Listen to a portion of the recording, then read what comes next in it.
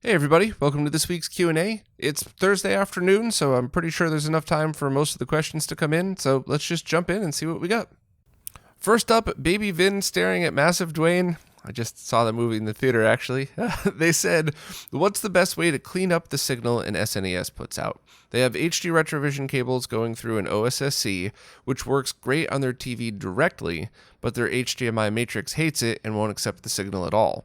If they run it through their RetroTink 2X Pro, the matrix takes it in fine.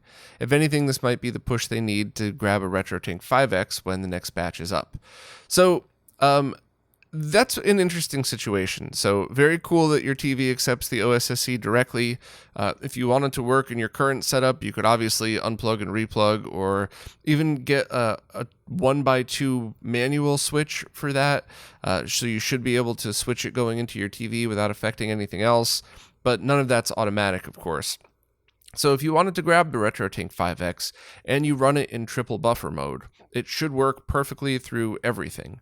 And that does add about a frame of lag. However, because your TV is compatible, you might be able to do something like power on everything and get your game started, then switch your matrix to the correct thing, so it's going to your TV, maybe the other output's going to your capture card, and once everything's running, then switch the RetroTink 5X to frame lock mode, which is just a couple of milliseconds of lag. So think of it as zero, pretty much. And in that scenario, you probably would work fine and have no lag, but you could have a scenario in which the matrix switch drops the signal because it doesn't know what it is anymore, and in which case you would just have to leave it in triple buffer mode if you wanted a fully automated system. Now, most people cannot tell the difference between one frame of lag and no frames of lag, so you probably would have a perfectly good solution for that. But with the latest 5X update, you could get with the SNES identical quality to the OSSC and have some of those extra features. So if you were thinking about upgrading anyway, I would definitely do it because it's a chance that everything's going to be automated, but even if it's not, the worst possible thing is you could just have a tiny bit of lag. Less than the FrameMeister, but more than the OSSC, I guess is a better way to put it. So yeah, I would give it a shot, and I believe the 5Xs are going up for sale this Saturday, so definitely grab one of those if you were considering it.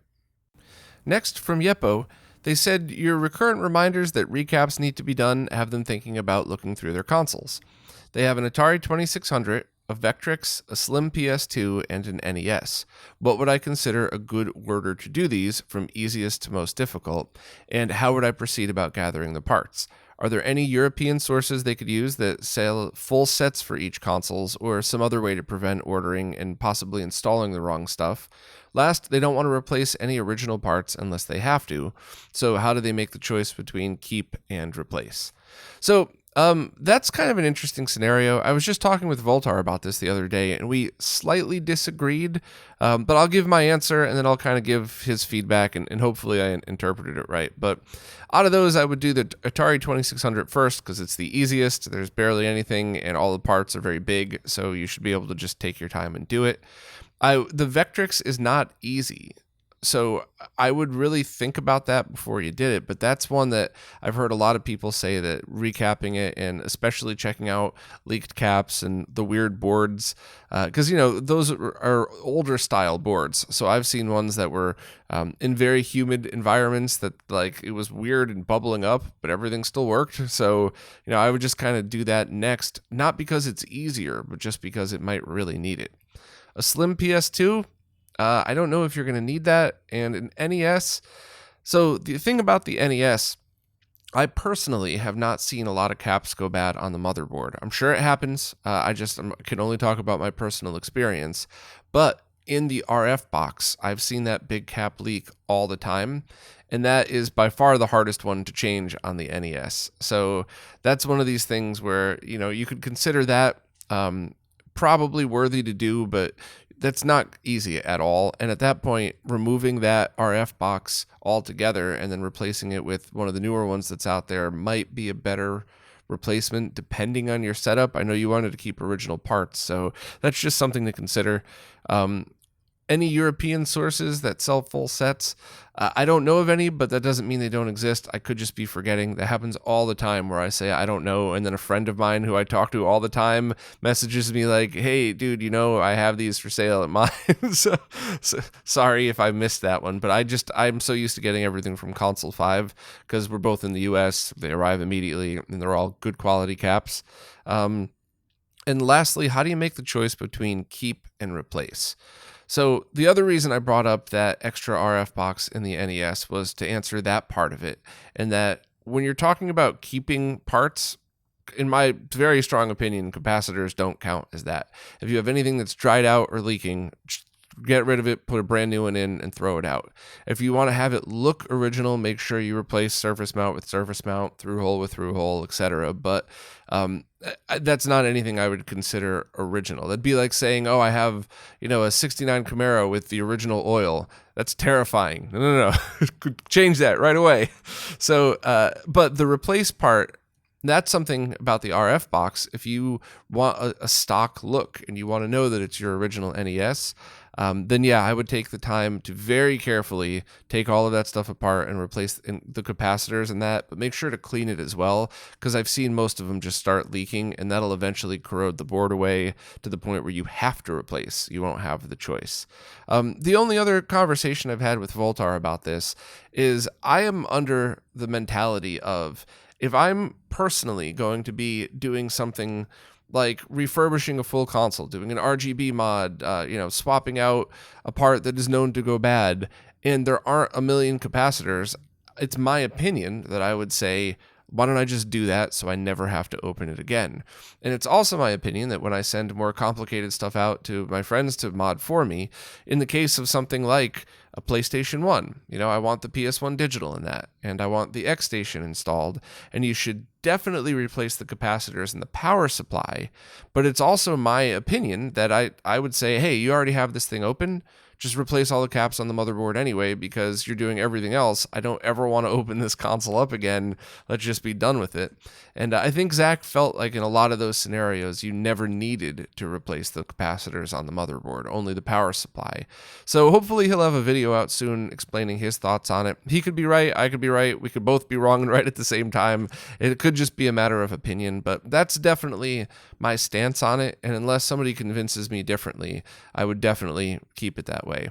And I have changed my opinions. I mean, I change my opinions every day, but regarding capacitors, I originally kind of thought, all right, well, when I go into a consumer TV, I'm going to replace all of the caps in it because I'm here. I don't want to figure out which ones are for the video signal. Let me just take my time and do it all and not have to think about it.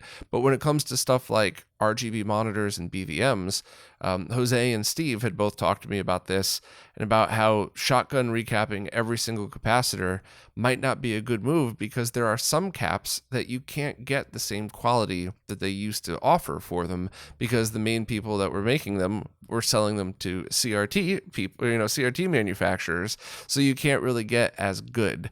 So in that case, you would kind of be better off taking off the original, measuring it, making sure the capacitance is still good, and putting it back if you really wanted to be diligent about that. So I could be wrong. It could be one of these things where I'm going to learn more and change my opinion, but that's definitely on the console, not RGB monitor side of things. That's definitely my stance, is if you're going to be spending your time refurbishing it, I would just do it anyway. But once again, who knows? Maybe when Voltar's video comes out, I'll change my mind. Rasta Jedi wants to know if it's okay to cheap out on MLCC capacitors. I would say it's never okay to cheap out on any capacitor. You don't know the build quality. You don't know how long they're going to last. Even if there's no safety issue, do you really want to spend the time to do something and have a product die in a year rather than 10 years or something like that? It's just not anything I would ever do. And when you're making your own cap list, always get the exact same capacitance as the original. So if it's 220 microfarad, you have to get 220 microfarad. Get the same or higher voltage. That's something that every time I say that, there's some know-it-all in the comments that tells me I'm wrong about that. I'm not. It's one of the few things I'm very confident in. If something says like a 220 microfarad 10 volt capacitor, you could use a 10 volt, a 12 volt, a 100 volt, a million volt. It doesn't matter as long as the capacitance is the same and the voltage is equal to or greater than the original. And for me, I usually if it's the same size and price, I'll get the higher voltage just because. But if it's not the same size, I'll keep the original. And the only other factor left is tolerance. And that's the one thing that I wouldn't say cheap out on, but I wouldn't say you have to go get the best of. So if your original capacitor is 220 microfarad, 10 volt, and 20% tolerant, I would get, the same 220 microfarad. I'd probably get 12, 16, or whatever volts higher. And then I would probably also get 20% tolerance. I think the difference going to 10 or 5% is a huge difference in costs, a huge difference in availability, and I don't think it makes nearly as big of a difference as things like resistors. Whereas those are the opposite. I would get good quality resistors, and I would also get them always 1% tolerant unless there's absolutely no other choice. I think the difference in cost between 5% tolerant resistors and 1 is very little to nothing, especially when you're buying them in quantities of however many it takes to do a project, not, you're manufacturing millions of consoles. So I think that's the one that I would definitely do that. I have a few people have told me that for audio mods, they've used 0.1% tolerance resistors. I think that's a little over the line, but it won't hurt. But that's the only thing. But that's not cheaping out. That's just not going crazy on price to buy something you don't need. So respectfully, no, I would never cheap out on capacitors. I would buy good ones every time, just because it's one less thing to worry about. Kieran O'Donnell said they have 6 devices going into a PVM that are connected to 2 separate 3-in, 1-out SCART switches. They're manual switches that completely disconnect an input when not selected. They want to know if it's okay if they Y-cable combine the output of both switches together, as long as only one input across the 2 switches is ever selected. I don't know if I would chance that. You should be safe, but that's just not one of those things that I would take the chance on, because at the absolute least, you'd be sharing grounds, which could potentially add some kind of interference. But you could also be putting more of a load even with the console off, depending on how the switches are set up, depending on what else is active when you release the switch or anything like that. So I don't know. I'm not sure I would chance that. The last part, if you do accidentally leave one switch selected to something and select another on the other switch, is it a case where you could damage a console instantly, or would it be okay if you notice it and deselect it within a couple of seconds? Should be totally fine if you just did it in that scenario, like, oh crap, I did this, hit the button.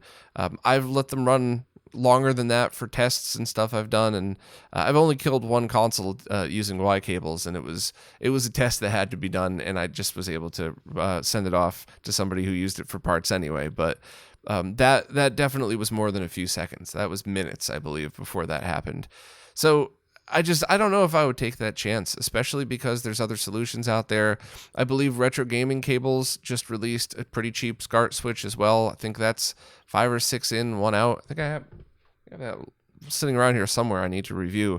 I did just a very quick basic check on it, and it was fine. There was nothing crazy going on with it. I'll do a more in-depth review soon, but it seems like a good option. I always like the Otaku switch. I know they've had an issue with shipping with, all of the stuff going around in the world, so I would definitely still recommend them. I would just, if Retro Gaming Cables has them in stock, they'll ship within a day, so that might be the only thing I would recommend over it. But yeah, I mean, that's just one of those things where if you're doing that now just to hold you off, knowing that you're getting another solution in the future, cool. But I would not let that be your final solution. I would look into anything else pretty much. And also, thanks again for the kind words. Really appreciate it. Jeffrey Pierce wants to know how come their BVM D24 always says 480i, even when they have a 240p signal going to it. So that's a very easy answer. 240p isn't actually a real thing. It was a 15 kilohertz signal that was sent in a way that forced CRTs into making it progressive scan, which is how you're able to get a non-flickery image on all of these older consoles.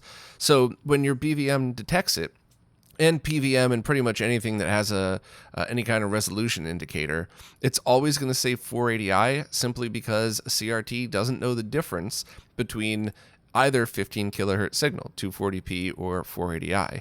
Same when you send it something like an Atari 2600 or SMS, versus the SNES versus like a CPS2, they all have wildly different resolutions. And in fact, the first two consoles I mentioned, you'll even see a black border around the whole image in most CRTs. They're all wildly different, but they're all 15 kilohertz signals, so your TV is always going to show 480i. So you don't have to worry about any of that at all with a BVM or PVM. The only time you have to worry about that is on consumer grade HD CRTs. Every single one I've tested has a processing chip in it that's similar to flat panels. So when you send it 240p, it detects a 15 kilohertz signal and automatically tries to deinterlace it. And that's when you run into issues like the weird flicker, and that's the only scenario in which you would have a problem. I've seen HD CRTs pass 480i and pass 480p without any problems and with zero lag, but I have not seen one pass 240p properly at all. They all have some kind of processing chip in there to do that. So that's not anything to worry about. I just wanted to give you a bit of background in that. So, the rest of your question, are you not getting a natural 240p signal? Does the BVM not support it? No, you don't have to worry about any of that. Your D24 is awesome. Don't ever worry about that stuff. It's going to display every resolution you throw at it perfectly from 240p all the way up to 1080i. And probably some weird ones I haven't even tested. Also, when connecting a GameCube with a Mark II through a Wii HD RetroVision cable, they get a weird sync issue only on the boot up screen showing the GameCube logo, but when they're in Swiss or in any game, it goes away. Any idea what's causing this? No, but I think that's a 480i signal. So maybe it's just something to do with the settings. It's really, that's something I would kind of look into your Mark II settings and see where all of those are at. I would set all of them to pass through. So, you don't ever convert or deinterlace anything. That could be it. It could just be a weird thing, like it's turning 480i into 480p or something like that. So I would just make sure it's set to pass-through mode, or maybe even test a 480i only game, or use Swiss to force 480i on a game. And if you get that weird issue, then it's a 480i problem. But yeah, I would really look into your Mark II and see what settings are going on there. Maybe that's it. But I definitely don't have that issue on any of the BVMs I have with any of the other GC video-based HDMI solutions. So, yeah, I think I got to all of them. But good question, and that's actually something I mentioned in the BKM68X video, because I do get that question quite often about 480i. So hopefully that cleared it up.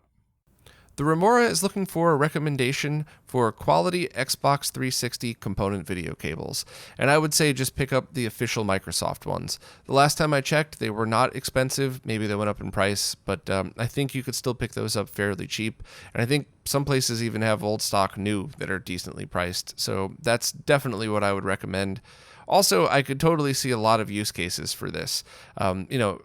Component video out, going into a RetroTink 5X, either to downscale to a CRT so that you could have a 240p image, or even just doing things like feeding it 480p to add scan lines, which I think might be kind of cool if you're playing something like Daytona USA or anything like that. Or I guess even if you just want to set it to 720p and have it pass it through, that should be fine. That'd probably be the least useful as opposed to just using HDMI out. Unless, of course, you have one of the older 360s that doesn't have an HDMI port. But either way, it's a cool scenario, and it's certainly something I see a need for, and I would just grab the original Microsoft cables. Oliver Clare has a pretty elaborate setup involving an RF combiner switch, a composite demodulator, a G-comp switch, and then dual outputting to both a CRT and a RetroTink 5X. And Oliver wants to know the best way to test lag through all of these. So on the RF side of it, so going RF all the way through to your CRT, that's going to be 0. If you really wanted to double check, I would look up the model number of your RF combiner switch and make sure nothing like a frame buffer is listed in that. But I seriously doubt that would be the case. I could be wrong. It might be worth double checking, but I really don't think it's anything like that in RF equipment. So that's going to be 0. I wouldn't even bother testing. I would just probably check the manual of the RF thing. But testing it on the RetroTink 5X flat panel side, if you wanted a really accurate measurement, I would pick up a time sleuth and a cheap digital to analog converter, like the ones I always link to. I'll put the link in the description. But basically just go through that. So time sleuth to converter into the RetroTink 5X and then measure on the top of your TV. And then you'll get a definite lag measurement on what that would be. But the switch isn't going to add anything at all. So I would even skip the switch and just go directly into the RetroTink 5X. You mentioned other kind of lag tests, like doing a microphone test and using like a DSLR. I mean, you could do that too if you don't want to buy a time sleuth, but I really think whatever lag is going to be in your setup is simply the RetroTink 5X, which has already been measured, and whatever's on your panel, which probably was already measured by somebody else anyway. So by no means am I discouraging you from testing lag. I like when people do that. I'm just saying in this setup, you might not need to go through the trouble unless you're just curious. So I'll leave a link to the DACs that I use, as well as a link to the video I did where I lag test a bunch of this old equipment, and hopefully that should take care of what you need. Adam W. was wondering if the RetroTink 5X's new LCD-style grid scan lines work with the Game Boy Interface's custom 360p output mode. I have not tested that myself, so I'd kind of have to defer to anybody else that used it.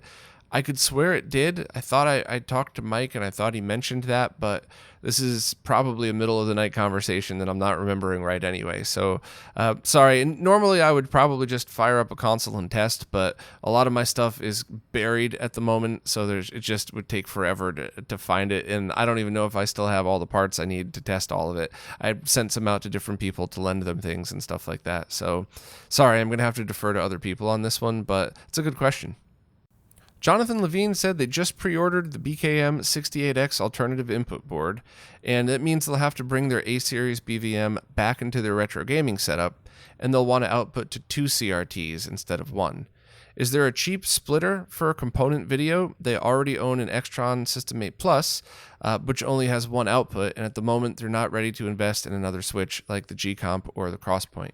So, lucky for you, I showed this in the video. Those switches on the inside of the 68X alternative, 75 ohm termination on means that you only use the input BNC connectors and you don't need to touch the rest. But if you turn 75 ohm termination off, you could run from whatever your full setup is into those inputs and then just grab a BNC cable to go from the outputs to your other monitor, and that's perfectly safe. Depending on the monitor, the age, and the quality, you might get a small quality downgrade into the second monitor, or it might look absolutely identical with no discernible differences whatsoever. You'll just have to give it a try. So I would say just purchase one 4BNC cable from anywhere, Amazon, Monoprice, whatever. Try to make sure it's a shielded one and connect them that way, and that should be all you need. And for the record, this is not the same as using a Y cable, which I always tell people not to do. To make a very long story short, the circuitry inside these things are designed to do very specifically this. So you don't have to worry about splitting the outputs or anything like that. I wouldn't do that in any other scenario other than another RGB monitor, but that's kind of a conversation for another time. Just to answer your question, that should be perfect and a fairly cheap solution, and it should certainly hold you off until you decide to get a different kind of switch or anything like that. Richard Dotor Cespedes had 2 questions. First, is there any device which helps deal with a PAL Sega Saturn overscanning on a PAL CRT via RGB SCART? So something that goes between the Saturn and the TV. They could compensate for it using the TV's service menu, but that just makes things worse for other consoles. They don't have overscanning issues on PS2, Dreamcast, or pretty much anything else. It's just the Saturn. So is there any solution that might help correct it, but not alter other consoles' screen positions? So if it's full overscan and not image shift, you would really need to look into like an Extron device or something that you could take all of your consoles, run it through this device, and then run the output to your TV. And then, of course, you want to double and triple check that the output is the right voltage on the sync line. So you might need even a BNC to SCART adapter with a 470 ohm resistor on it. But I believe there's some Extron devices that have centering controls and size controls that make it very easy. It's just 2 dials, or 4 dials or something for centering and size. I've used that before. It's been years since I've even plugged them in, so I don't even remember the model numbers. I know I probably have them buried somewhere in my storage area. I'm very much looking forward to having access to all this stuff so I could easily answer these questions. But yeah, I mean, that could be one thing. If it's just a shift to one side, you could try a different sync type. So if you're using sync on composite or sync on Luma, you could try to sync on C-Sync. But that's not always the fix, and that's kind of a very specific scenario. So I wouldn't really waste money on another cable unless you weren't happy with yours anyway. But that's kind of how I would approach that. It's pretty rough too, because it's like that with brightness as well. All of these consoles are supposed to output, within a measure of brightness that you can't really detect the difference, and that's just not the case. So it's kind of hard to deal with that stuff, but hopefully finding an external box might do it. And the Extrons don't add lag or anything like that either. So I would either look at that or kind of just deal with it, try to find a happy medium setting between the Saturn and the rest. And the other question, to help prolong the life of a CRT, is it better to turn it on and off using the button, or should they have it in standby and turn it on or off with the remote? Not sure what's best, having it on standby or having it start up from cold every time. So I still don't really know the answer to that. I've discussed it with a lot of people who mostly say they don't know the answer to that either. But one thing that I do know for sure is you don't want to consistently change the temperature. So I don't ever want to do something like turn on a CRT, run a test for 5 minutes and unplug it, and then leave it again for months before I power it on again. So whenever I power on a CRT, I usually let it run for at least 10 minutes or so, just so I don't mess with the components that way. And if I'm not using anything long-term, I always unplug it from the wall or have a kill switch on any kind of power strip or something like that. And that's just for general safety nerd reasons. Like, what if your house gets struck by lightning and it hits right outside of where your power strip is and you left it on? Like, it's not likely scenarios here, by the way, but I just feel like, in my opinion, even if I'm wrong, going up and pulling the plug on something or flipping the switch is worth it to me, knowing that there's probably no chance of damage anyway, but why would I not take that 3 seconds to unplug or flip the switch? I could be wrong. That's just my opinion, but that's certainly how I view it. But if it's stuff that you use all the time, that's hit or miss. Like, I have this TV next to me, this BVM D9H, and if I know I'm going to be using it over the course of a couple of days a lot, I'm doing a lot of scope testing, that's what I have it hooked up, I will just leave it plugged in and leave it in standby mode. But when I'm done testing, I do unplug it, because sometimes I can go weeks without turning this thing on. It's probably not weeks. I think I use it a lot more than that, but still at least days. A week could go by. And I just don't know what the right answer is. If anybody has solid info and not internet myths with absolutely no fact behind them, please share it. But I think, generally speaking, just the don't heat up and cool off immediately thing, just like with PCs. I think that's the only solid advice I can give you that I really feel is good and fact-based. And the rest is, I don't know. I could just tell you my opinion on that. Jason Guffey said they've been having a blast recently with those widescreen hacks for their childhood games like Super Mario World and Super Metroid, so they're curious what ROM hacks, if any, I would recommend in that vein or in general. They have no idea what's out there on that front. I'm a huge fan of ROM hacks. Many of them are excellent, but I think many more of them are people who are just trying their best at, learning how to hack games and putting some fun stuff out there. So you have to take the time to really curate which ones are going to work for you. I have a page on the website that I left up there that's basically just, here's some Super Metroid hacks I've used before. I'll link that. It's it's by no means a comprehensive list. It's just a bloggy style, here's what I've played and here's my thoughts on them. So I would definitely recommend stuff like that, asking people what ROM hacks they recommend and why. Like, there's some quality of life hacks, like for Zelda Link's Awakening. I probably will never play the original again. I'll probably only play the quality of life hack version. Still the Game Boy game, although I did really like the Switch version too. But, either one of those are fine, but the original cart, there's just a few quality of life things that do make it better. So I would kind of look into that and see what's the best for you. And as far as the widescreen stuff, I would just follow Vitor Villela and see whatever the heck he's been working on, because it's usually awesome. Second question, they've also been revisiting some old NES games, and either their muscle memory is just gone with age, or these games are harder than they remembered. Are there any easier or otherwise noob-friendly games you'd suggest for that system that they could also suggest to friends looking to get started with it? DuckTales. Definitely. I don't know why. Maybe it is nostalgia. I doubt it, because I really enjoyed playing and relearning it. But that's the type of game where you could totally have some fun playing it. You know, you pick your level, you just play, you enjoy it. It's, you know, it's not hard to beat a level, but you have to play each level and learn it and get good at it in order to beat it fairly easily.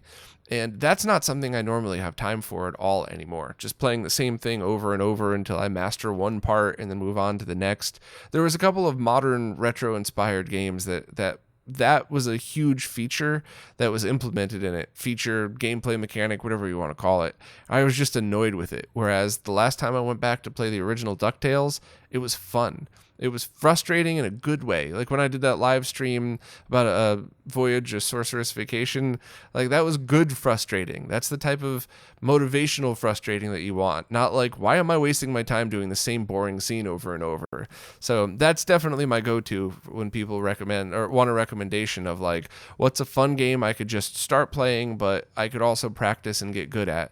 And then once you get good at that, then move on to like Mega Man 1, which is not easy by any stretch of the imagination, but it's a blast to play. And of course, you know, the original Super Mario Brothers and stuff like that. But I would always recommend DuckTales at first. And lastly, I guess Jason enjoyed the whole beer discussion with Martin.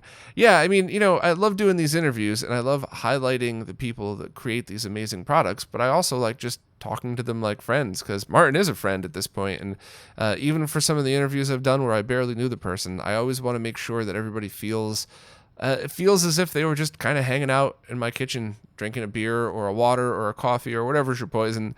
But I really want them to feel laid back. So I'm glad I could integrate that without too many people getting upset. There's always somebody that has something to say about it, but that's who I am. So that's fine. I'm okay with it. Rasta Jedi wants to know if anybody has info on installing the NES in-game reset board into a Twin Famicom. I don't know of any guides out there, but I would check Boardy's GitHub to see if anybody's installed it in that. The Circuit Board DE forums are great. You just have to use Google Translate. But I would kind of check those and maybe even NESDev forums and see. But if anybody has a good link, that's certainly something to put in any one of those places, so anybody installing it in a Twin Famicom could know as well. Or if it could even be installed. I think there might be in-game reset issues with very specific console revisions or something, so I guess that's good info as well. Alex S. wanted to follow up from the question from a few weeks ago regarding the Wii they have that freezes at the main menu. They did some more research and found that some call it the Wii's sound of death issue, because once it freezes, all you hear is a buzz coming from the speakers. Other people said it's indicative of something going wrong on the motherboard. So I don't really know if there's a good spot to go on where to troubleshoot stuff like this. I know the BitBuild forums consoleize a lot of Wii stuff, so they might have some good information on that. But essentially, that sounds like a parts Wii at this point, unless somebody has a very clear fix for that. You know, if it's bad capacitors, one bad chip that you could buy on DigiKey, whatever it is, you know, I would definitely look into it if you had the ability to. But it looks like you were able to pick up a cheap other Wii that seems to work fine, so that's cool. The problem is the new Wii has a heavy cigarette odor. Alex was wondering if I had any wisdom about consoles that have operated in smokers' households. So I don't really have too much to offer. If it weren't the Wii, if it were a Sega Genesis or a Super Nintendo or something easy to take apart, I would say take the whole thing apart. Do the console plastic thing where, you know, I basically take off everything metal, I wash it with Goo Gone and dish detergent, and I scrub it with a soft plastic brush. It's funny, every couple of weeks somebody will find that video and go, "You're ruining these consoles, that brush is going to scratch them." No, it's not. It's a soft bristle brush. You're totally fine using it. But yeah, I would do that, and then I would potentially use some kind of alcohol bath or UV cleaner for the motherboard. I've seen Super Nintendos a lot that have factory flux all over the board, and it's sticky and gross, and dust sticks to it. So I like to clean those up with a little bit of isopropyl and a soft brush there, and then tap it out hit it with compressed air, and I usually leave it in direct sunlight for like 5 minutes or so, not to heat it up or anything, but just so the UV rays will get any of the last bit of isopropyl out. But I don't know if that's going to work as well with a Wii, because those are a pain to take apart. They have a lot of smaller components in there. So I don't know. You might want to just blow it out with compressed air and then maybe leave it in a box with some baking soda or something like that. I'm certainly open to any tricks anybody has that's listening. But for me personally, I would probably take the whole thing apart and scrub it. But the Wii is pretty complicated for that. And lastly, any idea when HD Retrovision will restock the Wii component cables? I thought it was any day now. Now I know they say that about some of their other cables, but I'm pretty sure it's any moment now. So I would just check Castlemania Games, and I'll leave a link in the description just in case. Well, that's it for this week. If you're new to these Q&As and you want to ask a question, just ask wherever it is that you support on the newest Q&A post. The way these services work, I can't really figure out what's a new question on an old post, and I also just kind of like scrolling through them and reading them in order like that. It's a lot of fun doing it that way. So any question, wherever it is that you support, pick the newest Q&A post and post it there. And of course, and as always, thank you so much to everybody who supports, because none of the things I'm a part of could happen without your support. So thank you all so much, and I'll see you next week.